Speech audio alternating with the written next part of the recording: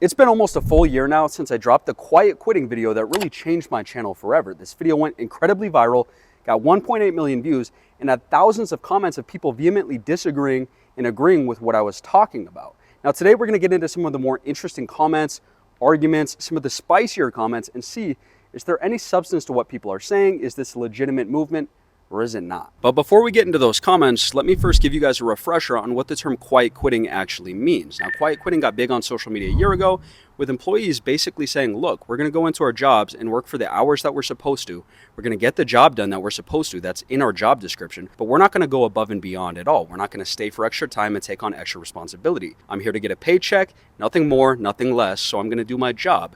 Nothing more, nothing less. Obviously, in America, this is a radical idea. Employers and employees have since debated the topic online. Now, Greg Hackstaff 217 says, quiet quitting equals terrorism. If you just quit, you use capitalism to force employers to make changes. Unions can do similar things, but quiet quitting is actually an attack on a business intended to destroy that business, thus causing the loss of jobs and contributing to Joe's hyperinflation package. I don't know, maybe Gen Z is right. Destroy everything and rebuild the way that Mao Zedong wanted: forced labor, starvation, and zero freedom. Be sure to brush up on your Chinese. At least subjugation is free like prison. Okay, Greg is making the point here that, look, you're basically giving your employer the bare minimum, which hurts the company, instead of just quitting that job, which is somehow terrorism in Greg's eyes. What I would like to ask Greg is, look, is it terrorism when companies give employees the bare minimum, right? When they're paying people less and less over time, these wages that are not even livable wages, is that terrorism? When they're giving us crappy health insurance or highly expensive health insurance, is that terrorism, right? If I work a job and can't get health insurance, can't afford to live, can barely afford to feed myself, let's say, and I'm expected to work all these long hours, right, but I still can't even afford to live, is that terrorism? Or is it only terrorism when we give less, but not when they give less? That's totally fine, right? Should they take their job off the market until they can afford to pay livable wages, since we're supposed to just quit our jobs instead of just, kind of drudging through and doing the bare minimum every day? Are we going to keep it equal, tit for tat? Or is this just, we're the terrorists because this is a new movement and you hate Gen Z, you hate the kids that are actually trying to do something different? Simple Jack Enduro says, can't wait to see how this quiet quitting generation reacts when the next full-on recession hits. I guess what he's saying is, you kids are lazy. When this recession hits, it's game over for you because you don't know how to work. I look at that and go, hey, that'd be nice if the next full-on recession hit, because maybe I could afford a house. Maybe I'd work a little harder if there was, even the prospect of owning a home. I don't know. This guy says, imagine having a special derogatory term for people who just do their job. Crazy, isn't it? It really is crazy, right?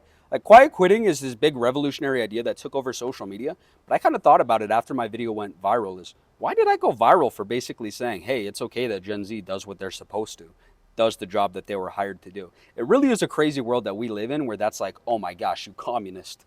Why would you do that? I love this one. This guy says, it's astounding to me that companies genuinely expect you to go above and beyond your job description, but act offended when you want them to go above and beyond compensating you. That's facts, dude. It's literally, look, having a job, being an employer or an employee, it's like a relationship. It's a two-way street, right? If you want me to go above and beyond, then look, I got to actually get promoted eventually. I got to actually get compensated decently eventually. You can't just keep carrot on a stick trailing me along for forever, right? At the end of the day, it has to go both ways, but these companies really do get offended, or they don't love it when you come in and you ask for a raise without providing extra value. So how can they expect us to come in and provide extra value, right?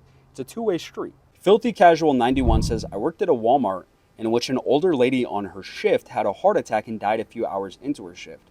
The manager who responded to the incident had someone else call 911 while he went and clocked her out. I couldn't believe what I heard and drastically reduced how much effort I put into my job after that. They literally do not care if you die. Always put your health and family first. I also should mention they fired me while I was on medical leave law. Okay, that's illegal, first of all.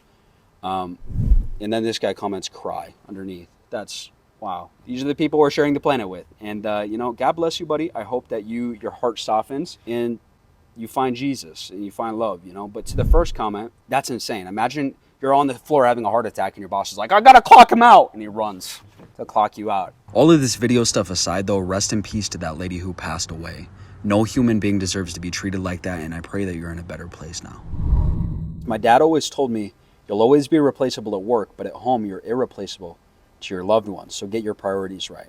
When I saw this comment, this one actually stuck with me for a few weeks. Is like, this is the most beautiful comment I think I got on my video, because It's so true. Is at work, no matter how good of a job you do, you're always replaceable.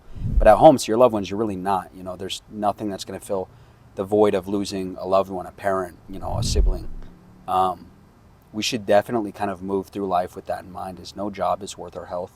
No job is worth our life. I've never been in an environment quite this bad, but I've been in one where you feel your blood pressure rise as soon as certain people walk in the room, or as soon as you go in the office in the morning. You're like, another day of this. And, you know, even though this is a video on quiet quitting, I want to urge you, if you're in a place like that, hard quit. Get out, right? Do these people a favor and help tank their company by making their turnover higher, right? You don't want to hurt other people in the future by keeping this company afloat by doing good work for bad bosses. You just don't.